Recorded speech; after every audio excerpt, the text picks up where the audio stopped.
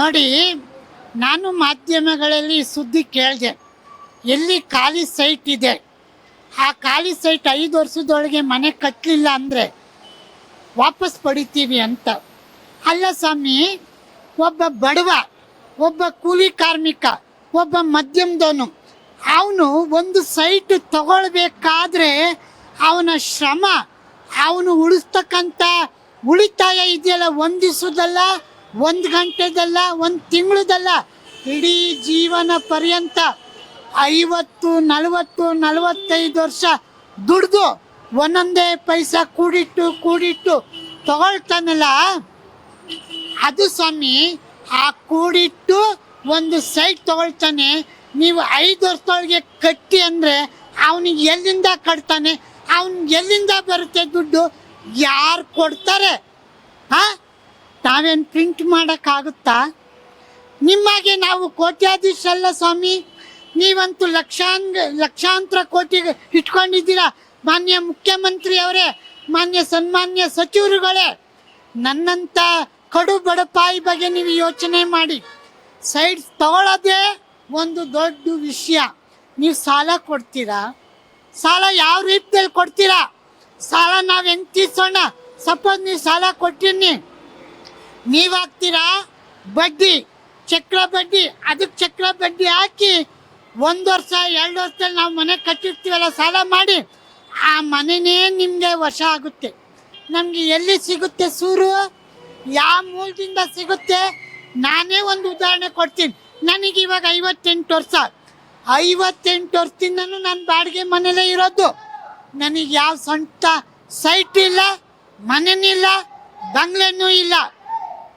ನನ್ನಂಗೆ ಕೋಟ್ಯಾಧೀಶಿದ್ದಾರೆ ಸ್ವಾಮಿ. ಕೋಟ್ಯಾಂತರ ಮನೆಗಳಲ್ಲಿ, ಬಾಡಿಗೆ ಮನೆಯಲ್ಲಿ ನಮ್ಮ ಕನ್ನಡಿಗರು, ಕನ್ನಡ ನಾಡಿನ ಜನತೆ, ಕನ್ನಡಿಗರು ಈ ಕನ್ನಡ ನಾಡಿನಲ್ಲಿ, ಬೆಂಗಳೂರಿನಲ್ಲಿ ಅಲ್ಪಸಂಖ್ಯಾತರಾಗಿ ಮನೆ ಮಠ ಇಲ್ಲದ ಕೇವಲ 23-24% ಇದ್ದೀವಿ ಸ್ವಾಮಿ. ಸುಮಾರು 100ಕ್ಕೆ 90 ಜನ ಕನ್ನಡಿಗರು ಇಂದು ಬಾಡಿಗೆ ಮನೇಲಿದ್ದೀವಿ ಸ್ವಾಮಿ. ನಮ್ಮ ಪರಿಸ್ಥಿತಿ ಯಾರ ಹತ್ರ ಹೇಳ್ಕೊಳ್ಳೋಣ? ಅಲ್ಲ, ನೀವು ಜನ ವಿರೋಧಿ ಕ್ರಮ ಕೈಗೊಳ್ಳೋದೆ, ಜನ ವಿರೋಧಿ ನೀತಿ ನೀವು ಅಳವಡಿಸೋದೆ, ಇದನ್ನು ನಿಮ್ಮ ತತ್ವ, ಇದನ್ನು ನಿಮ್ಮ ಪಾಲಿಸಿ, ಇದನ್ನು ನಿಮ್ಮ ಉದ್ದೇಶ.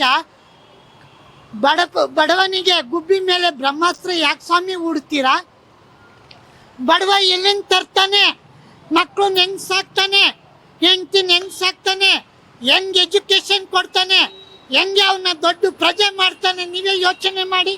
ಒಂದು ಸೈಟ್ ತಗೋಬೇಕು ಅಂದರೆ 60 ಲಕ್ಷ 70 ಲಕ್ಷ ಆಗುತ್ತೆ. ಬೆಂಗಳೂರಲ್ಲಿ 30-40 ಇಲ್ಲ 20-30 ಅಂತ ಸೈಟ್ ತಗೊಳ್ಳೋಕೆ ಸಾಲ ಮಾಡಿರ್ತೀವಿ.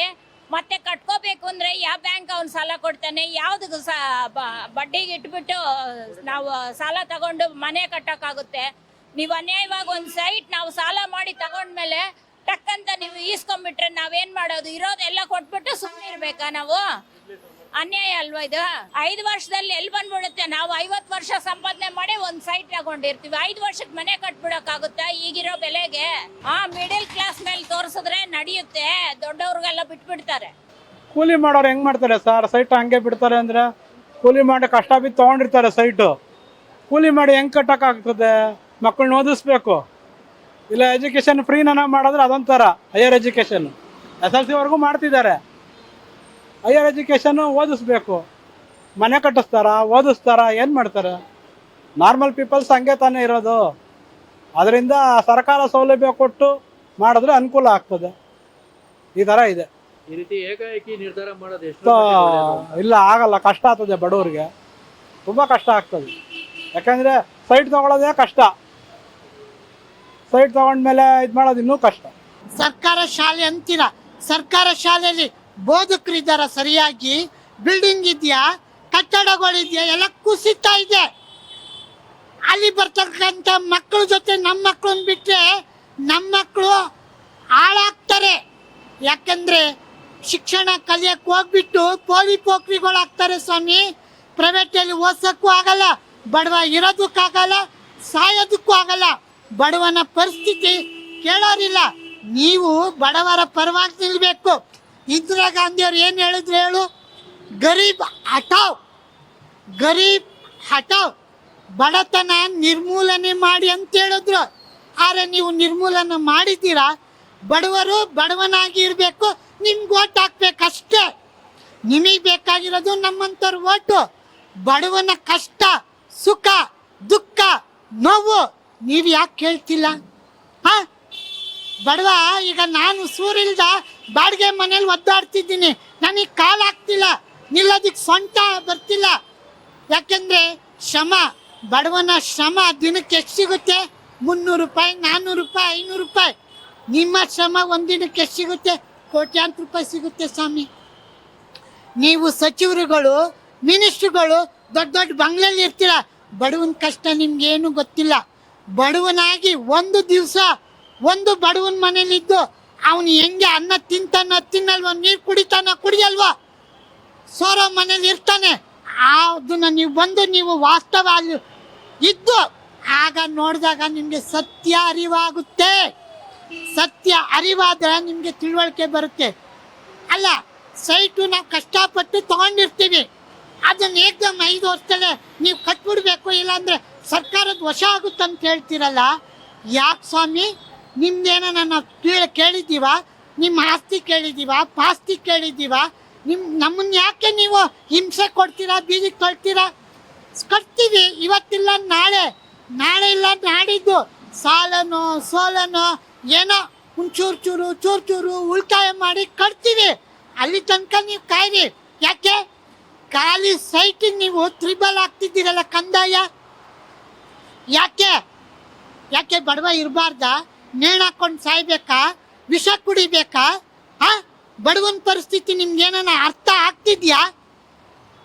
ಅವನು ಜೀವನ ಮಾಡೋದೇ ಕಷ್ಟ ಇರುವಾಗ ಏನೋ ಉಳಿತಾಯ ಮಾಡಿ ಒಂಚೂರು ಆಚೂರು ಈ ಥರ ಮಾಡಿ ಎಲ್ಲ 15 ಕಿಲೋಮೀಟ್ರ್ 20 ಕಿಲೋಮೀಟ್ರ್ ಒಂದು ಸೈಟ್ ತೊಗೊಂಡಿರ್ತೀವಿ. ಆ ಸೈಟ್ ಮೇಲೆ ನಿಮಗೆ ಕಣ್ಣು ಬಂತಲ್ಲ, ಕಣ್ಣು ಬಿದ್ದರೆ ವಕ್ರದೃಷ್ಟಿ. ಇದನ್ನು ಮುಖ್ಯಮಂತ್ರಿ ಅವರು ವಿವೇಚನೆ ಉಪಯೋಗಿಸೋದು, ಇದನ್ನು ಮುಖ್ಯಮಂತ್ರಿ ರಾಜ್ಯಭಾರ ಮಾಡೋದು, ಇದನ್ನು ನೀವು ಮುಖ್ಯಮಂತ್ರಿ ಆಗಿ ಉಳಿತಕ್ಕಂಥ ನೀವು ಜನ ವಿರೋಧಿ ಕ್ರಮ ಕೈಗೊಂಡ್ರೆ 2028 ನೀವು ನಿಮ್ಮ ಸ್ಥಾನ ಅಲ್ಲಿಗೆ ಮುಗೀತು. ಇನ್ನೂ ಒಂದು 3 ತಿಂಗಳಾಗಲಿಲ್ಲ, 2 ತಿಂಗಳಾಗಲಿಲ್ಲ. ಅಲ್ಲ, ನಿಮಗೆ ನಿಮ್ಮ ಕೈ ಕಟ್ಟಾಕಿದ್ದಾರೆ. ನಿಮಗೆ ಸ್ವತಂತ್ರವಾಗಿ ಆಡಳಿತ ನಡೆಸ್ಲಿಕ್ಕೆ ಆಗ್ತಿಲ್ಲ.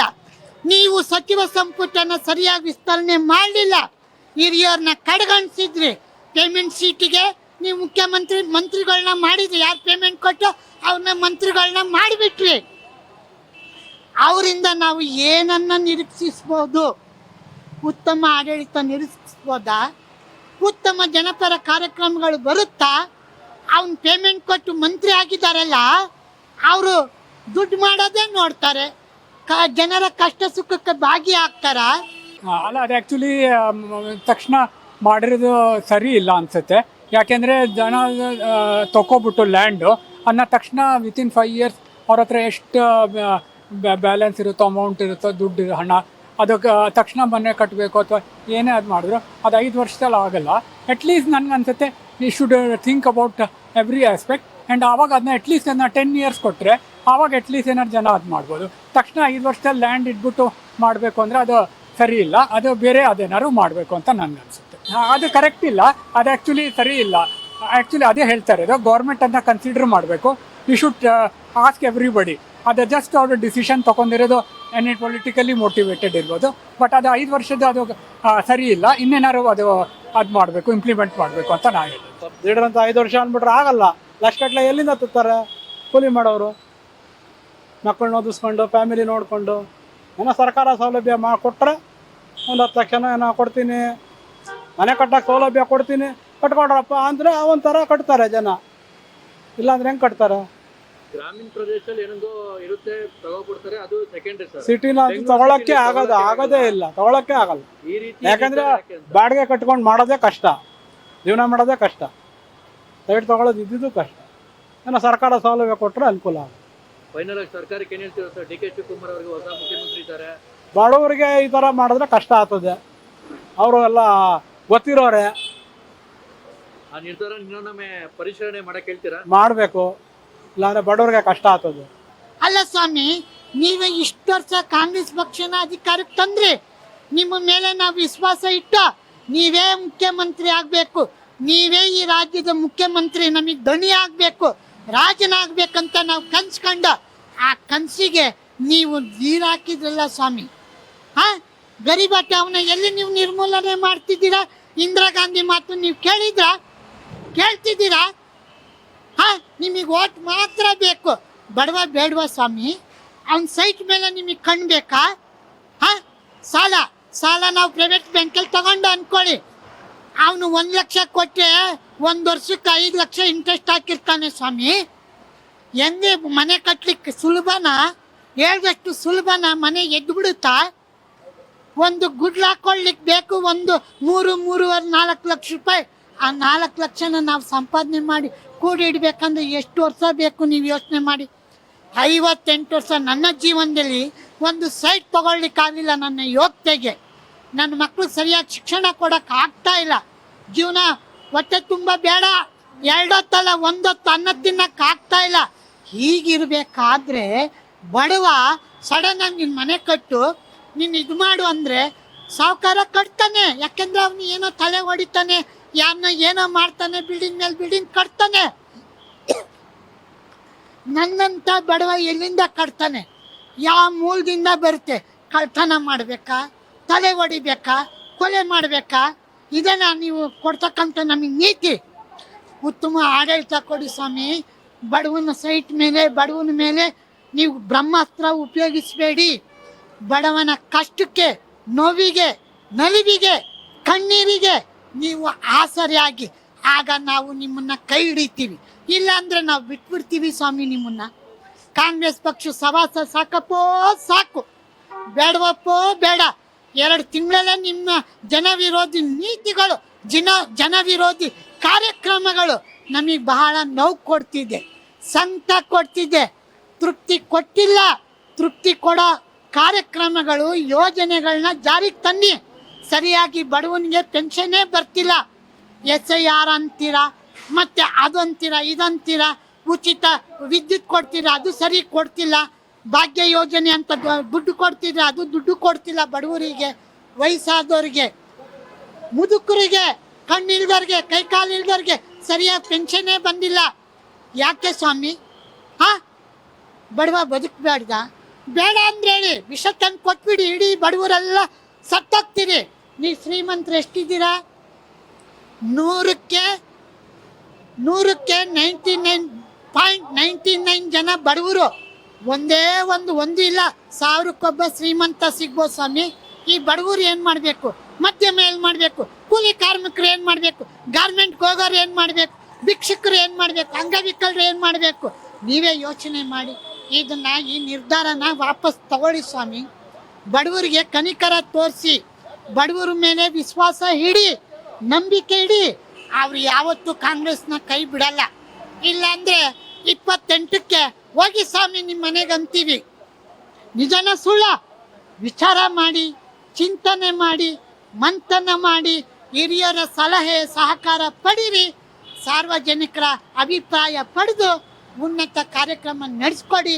ಯಶಸ್ವಿ ಮುಖ್ಯಮಂತ್ರಿ ಆಗಿ ನಿಮಗೆ ಬಡವನ ಆಶೀರ್ವಾದ ಸದಾ ಇರುತ್ತೆ. ಬಡವನ ಮೇಲೆ ನೀವೇನಾದರೂ ಬ್ರಹ್ಮಾಸ್ತ್ರ ಉಪಯೋಗಿಸಿದ್ರೆ ಬಡವನ ಶಾಪ ನಿಮಗೆ ತಟ್ಟುದೇ ಬಿಡಲ್ಲ. ಯಾಕೆಂದರೆ ಕಣ್ಣೀರು ಅನ್ನೋದಿದೆಯಲ್ಲ, ಬಡವನ ಕಣ್ಣೀರು ಒಂದಲ್ಲ ಒಂದಿನ, ಒಬ್ರದ್ದು ನಿಮಗೆ ತಟ್ಟುತ್ತೆ. ಇದು ಕಟ್ಟಿಟ್ಟ ಬುತ್ತಿ, ಮರಿಬೇಡಿ ಸ್ವಾಮಿ. ಮರೆತು ನಿರಾಶರಾಗಬೇಡಿ. ಸನ್ಮಾನ್ಯ ಮುಖ್ಯಮಂತ್ರಿ ಅವರೇ, ಇದು ನನ್ನ ಕಳಕಳಿಯ ಮನವಿ. ನನ್ನಂಥ ಬಡವನಿಗೆ ಒಂದು ಸೈಟ್ ಕೊಡಿ ಸ್ವಾಮಿ, ಒಂದು ಮನೆ ಕೊಡಿ. ನನ್ನ ಹತ್ರ ದುಡ್ಡಿಲ್ಲ ಸ್ವಾಮಿ, ನಾನು ಎಲ್ಲಿಂದ ತರಲಿ? ಜೀವನ ಮಾಡೋದೇ ಕಷ್ಟ, ಬಾಡಿಗೆಲಿದ್ದೀನಿ ಸ್ವಾಮಿ. ನನ್ನ ಕಷ್ಟನೇ ಇಡೀ ಬಡವರ ಕಷ್ಟ. ನನ್ನ ನೋವು ಏನು ಹೇಳ್ಕೊಂಡೆ? ಬಡವರ ಪರವಾಗಿ ನಿಮ್ಮ ದಣಿಗಳ ಮುಂದೆ ನೀವೇ ನಮಗೆ ದಣಿ, ನೀವೇ ನಮಗೆ ರಾಜರು, ನೀವೇ ನಮಗೆ ಸರ್ವಸ್ವ. ನಿಮ್ಮ ಹತ್ರ ಅಲ್ಲದೆ ನಾವು ಇನ್ಯಾರ ಹತ್ರ ಹೇಳ್ಕೊಳ್ಳೋಣ ಸ್ವಾಮಿ? ಕರ್ನಾಟಕ ನ್ಯೂಸ್ ಬೀಟ್ ಫಾಲೋ ಮಾಡಿ, ಸಬ್ಸ್ಕ್ರೈಬ್ ಮಾಡಿ.